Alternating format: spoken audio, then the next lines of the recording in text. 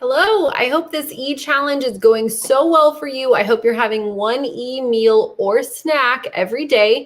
We have a lot we're going to be getting into before this challenge is over, including different protein sources for your E's and what to do if you feel hungry after an E. But today we're talking about portion sizes.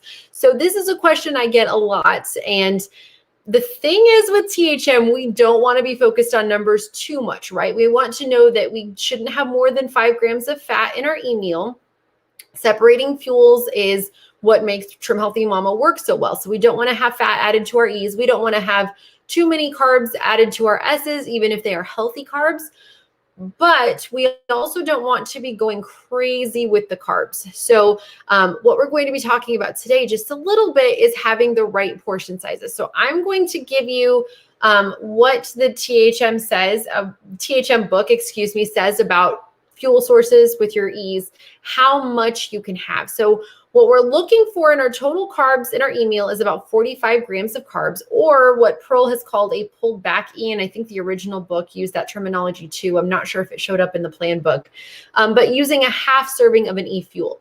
Something that I see that's problematic for a lot of people is that I will be checking food journals for my clients in boot camp, and I see that they will have all of their E's be pulled back E's or even less. Like they will have, and I'm not calling out anybody that's been in boot camp with me. It's just something I notice a lot. It's something that I think we all tend to do from time to time, just having a very, very small serving of E's. So for example, I saw a food journal maybe 3 or 4 months ago where somebody had said that they had a big salad. They kept with chicken breast, and they kept the fat to under 5 grams, which was perfect.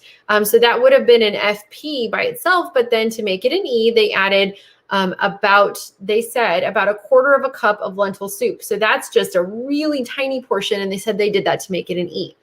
Unfortunately, that's even less than half of a serving of an E fuel.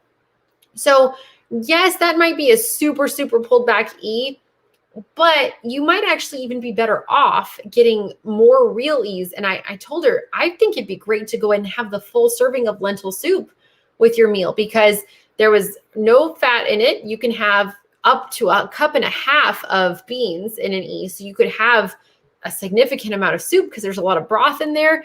But getting real solid E's, in my opinion, is a very integral part to making this plan work. So let's talk about what that might look like. It could be 1 1/4 cups of cooked oatmeal, old-fashioned oats, 1 medium sweet potato. And now they say we can have some regular potatoes too. I would not go crazy with those. Maybe if you have them once a week, and make sure you stick to 1 serving, like 1 small medium potato, 1 1/2 cups of beans. Like I said, navy beans, pinto beans, black beans, garbanzo beans, lentils, kidney beans, white beans, all of those beans will work.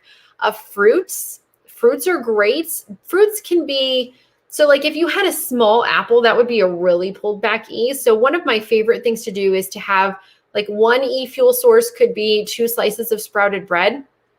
There are some sprouted breads out there now that have very small slices, very, very small, and some that are bigger. So with the smaller ones, I see that with some of those, it's just maybe 9 grams of carbs for 1 slice. So if you had 2 of those, you're only at 18 grams of carbs. Go ahead and have a sandwich and have an apple or an orange with it. How you can add fruit if you are really making sure that you're under that 45 grams of carbs limit. With oatmeal, you could add some berries to that. There's a lot of options available to you. So I will send an email, by the way. I'm sending an email this evening with a recap of all of the printables that I've sent for this challenge so far, plus some lists with these E fuel sources. And your meal has to have one of these to really be an E fuel, an E mule. I cannot talk today. I'm so sorry. An E fuel type. You can mix and match though. You could have half of a sweet potato and a half of a cup of beans, or even a little bit more than that. And that would be a good combo. You can have 3/4 of a cup of brown rice, or you could have a half a cup of brown rice and 1/4 to a half a cup of beans together. that would work too. So as long as you're staying within that 45 gram carb limit, you're in good shape. Now with your mixing and matching, just be careful that you're not stacking things that have any added fat in them. So watch out for that. So you don't want to be like, let's say you made brown rice. White rice is not something we really want to have on Plan with THM. Let's say you make some brown rice and you add a teaspoon of butter to that.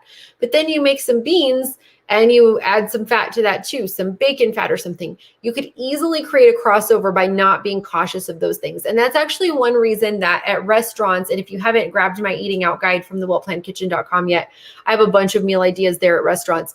But there's not a lot of ease you can get out. So like when I have clients travel, I say, try to eat low carb at restaurants if you can, and get your ease in oatmeal that doesn't have sugar added at the hotel continental breakfast, get some fruit and collagen or fruit and lean deli meat or things that you can prepare on your own, because it is so hard to find those healthy carbs that don't have added fats. Chipotle is a great example.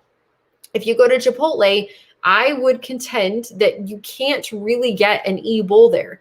You can get a crossover very easily with rice and beans and chicken, but you can't really get an E. First of all, because their chicken is so fatty, and then the carnitas has some fat added, but they add fat to their rice and their beans. So in order to avoid having a crossover, I recommend just going with an S salad or an S bowl with just S ingredients like the fajita veggies, and then some chicken or steak or whatever. And then you can have some salsa, cheese, sour cream, things like that.